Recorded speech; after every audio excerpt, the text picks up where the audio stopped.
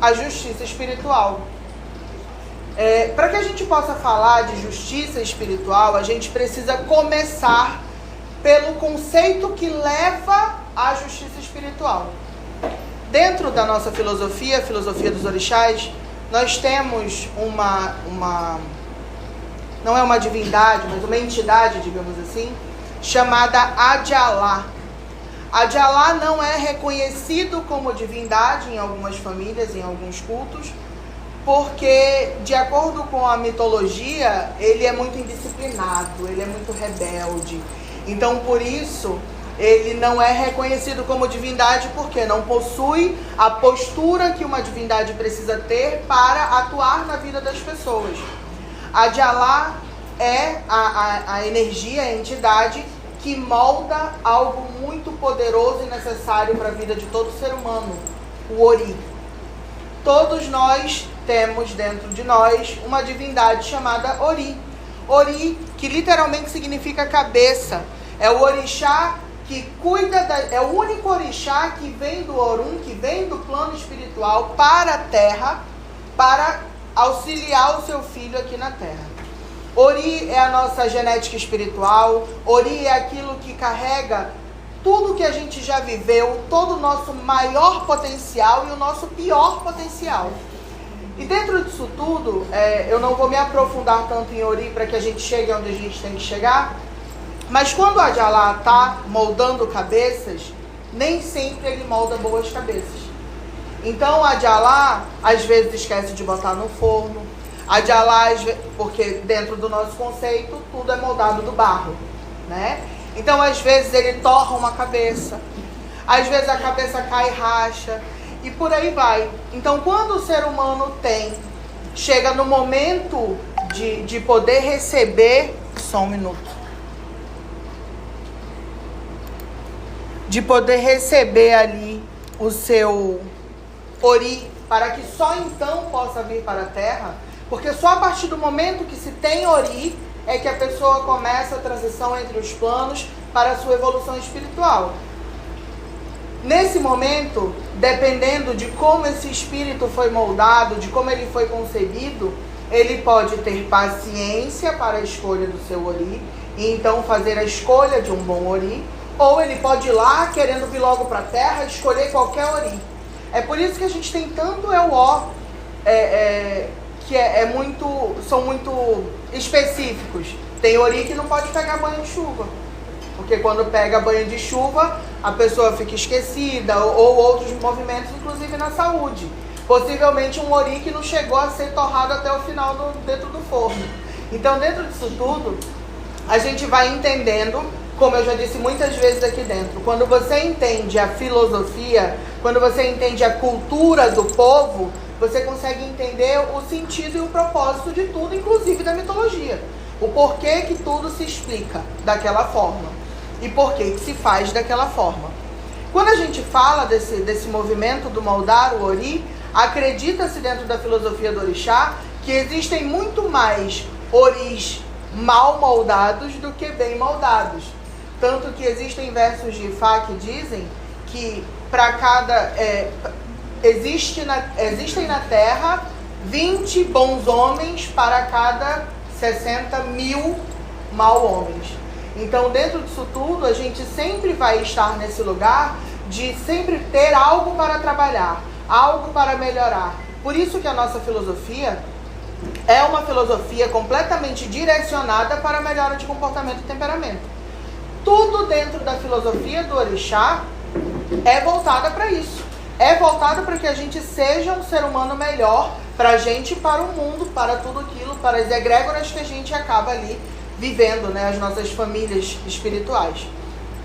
Então, quando a gente fala disso, a gente fala que pela quantidade de pessoas na Terra, no mundo, que tem um Ori a ser trabalhado, raríssimos aqueles que vêm sem muita coisa a ser trabalhada na Terra.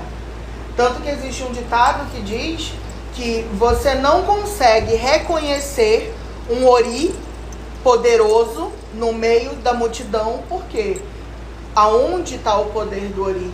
No comportamento, na postura, Você vê isso em coisas que você só vai entender convivendo com uma pessoa. É muito fácil você olhar para uma pessoa e falar, nossa, essa pessoa parece ser.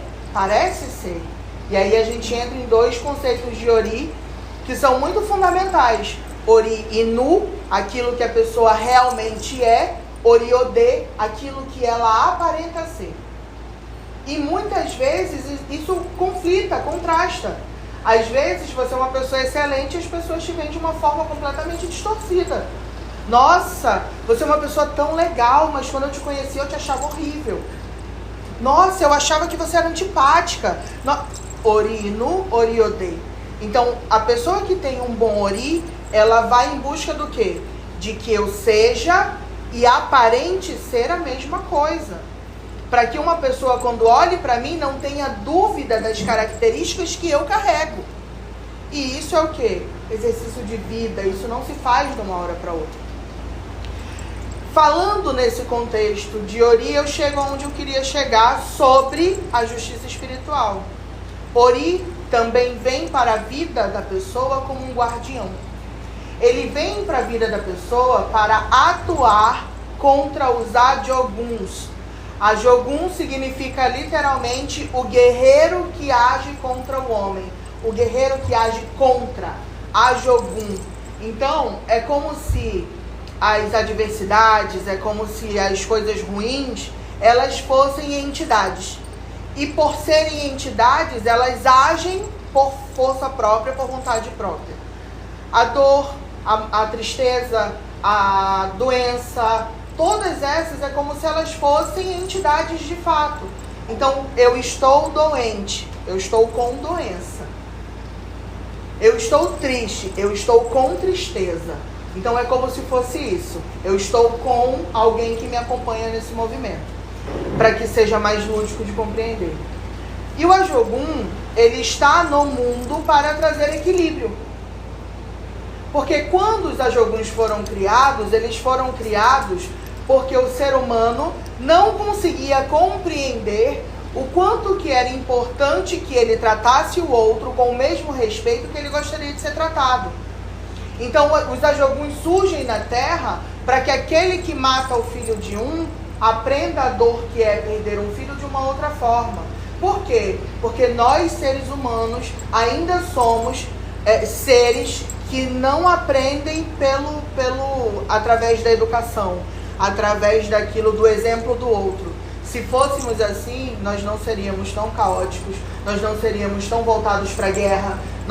O nosso mundo nunca soube o que é não viver em guerra, gente.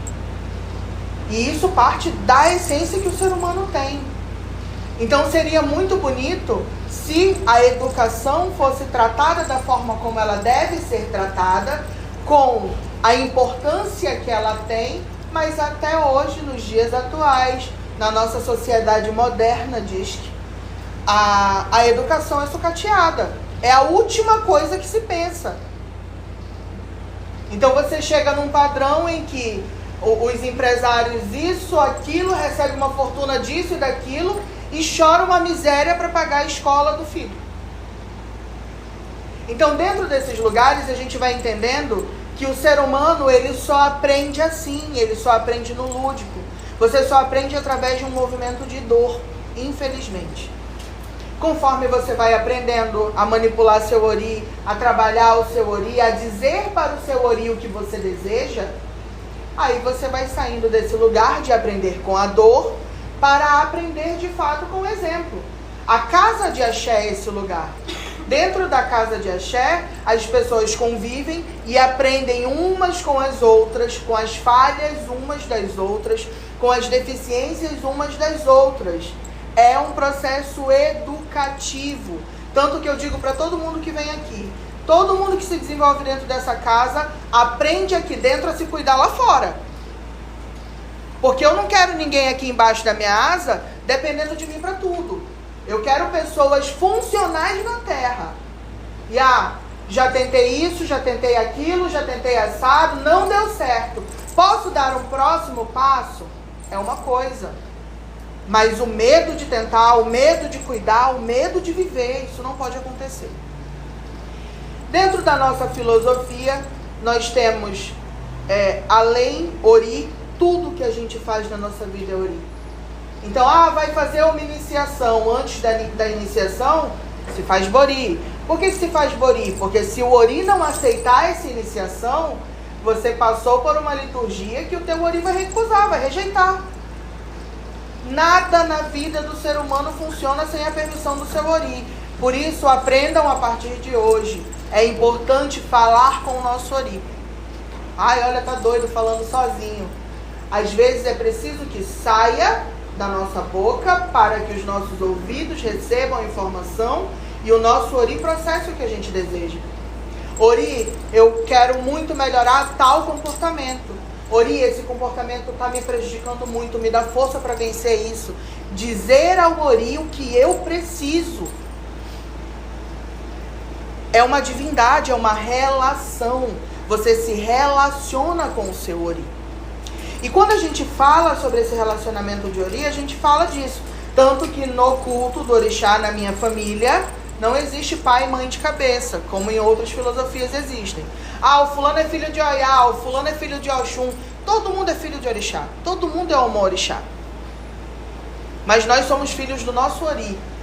E todos os orixás que nós iniciarmos ao longo da nossa vida estarão relacionados ou à devoção, ou a necessidade do axé de determinada divindade para melhorar a nossa vida. Então, a gente cultua o orixá assim dentro da nossa filosofia. E aí, dito do quanto que o Ori é importante na nossa vida, a gente também precisa falar do quanto outro elemento que a gente geralmente negligencia no dia a dia, mas que é tão importante quanto o Ori na vida da gente. Um elemento chamado Essé. As nossas pernas. Dentro da nossa filosofia, para o nosso Ori, o que o nosso Ori traz? Sabedoria, bom comportamento, bom temperamento, boa sorte, alinhamento, ajuste. Mas de que adianta eu ter tudo aqui dentro e não conseguir andar? De que adianta eu ter tudo aqui dentro e não ter capacidade de realizar, de concretizar, de ir atrás do que eu preciso? As pernas, os pés, são os elementos que fazem com que o ser humano tenha coragem na vida. Ele tem que ter coragem de andar. Coragem de conquistar o que ele quer conquistar. Porque senão ele fica aqui parado pensando. Pensa, faz planos, faz tudo e não executa. É por isso que para quem já passou em Ebó, dentro desta casa, quando é feita a liturgia, é feito o reconhecimento no Ori e é feito o reconhecimento no Essé. Para que aquele Ebó que está sendo feito te traga tanto o discernimento que você precisa, quanto a coragem para executar um novo caminho, para abrir, para andar. E quando a gente fala dessas duas conjunturas na vida, a gente fala sobre tudo no nosso cotidiano. Caramba, surgiu uma oportunidade de fazer tal coisa. A perna trava, não vou. Será que a gente tem que ter coragem de executar os nossos planos? Mas não é tão somente a coragem de arriscar, é a coragem de fazer o que é preciso ser feito quando precisa ser feito. Porque nem sempre a gente faz o que a gente quer fazer. E quando a gente atua na nossa vida para fazer somente o que a gente quer, quando chega o momento de fazer o que a gente precisa fazer sem querer, é que o nosso temperamento desanda. Aí a gente começa a ficar grosso, a gente começa a ficar impaciente, a gente começa a ficar irritado, a gente começa a tratar as pessoas mal. Uns dias atrás eu fiz um atendimento com um rapaz que ele falou assim pra mim: nossa, mas o meu temperamento tá muito bom. Eu falei: não, tá ótimo, o jogo realmente tá apontando que tá excelente. Mas deixa eu te falar uma coisa: tá excelente enquanto você recebe o que você quer. Porque quando você recebe o que você não quer, tudo passa a ser um problema. Por exemplo, tá ali a Natália quer um caderno da capa rosa, mas ela não tem como comprar agora. Aí eu tenho um caderno da capa azul, com mais folhas do que o que ela precisava. Mas quando eu vou entregar para ela, o caderno não é rosa. Ela se frustra porque ela recebeu algo que ela não queria. Mas ela não queria o caderno. Ela não precisava do caderno. E na vida, muitas vezes, a gente se relaciona com pessoas assim. E muitas vezes, nós somos essas pessoas. Porque eu não recebi o que eu queria, eu trato a solução que chegou na minha vida como um problema. E isso vai desandando os meus caminhos, porque quando ela reclama do caderno da capa azul que eu dei, o meu primeiro sentimento vai ser, pois eu não dou mais. Não vou fazer mais. Pô, eu tô fazendo. Era meu caderno, comprei pra mim. Vou lá na maior boa vontade, a pessoa ainda reclama do que eu tô fazendo. Não vou fazer mais. E isso acontece em várias situações do nosso cotidiano. Bom dia, fiz um café da manhã pra você. Ah, eu não queria comer isso. Isso é normal de acontecer. Isso é cotidiano, é corriqueiro. E isso acontece porque quando nós somos crianças, nós não somos educados a agradecer pelo que a gente recebe. Porque quando o nosso filho é pequeno e ele reclama de ter ganhado algo que ele não queria, mas da próxima vez a mamãe compra o que você quer. A gente não explica a importância de entender que você já recebeu. E isso não é sobre aceitar qualquer coisa, mas é sobre ser grato de no momento em que você precisa de algo, a solução chegar, por mais que não seja exatamente do jeito que você gostaria. Nesse lugar onde a insatisfação, a ingratidão, a ausência do reconhecimento do bom na nossa vida, nós nos tornamos pessoas amargas, pessoas que lamentam, que reclamam, que o tempo todo estão insatisfeitas,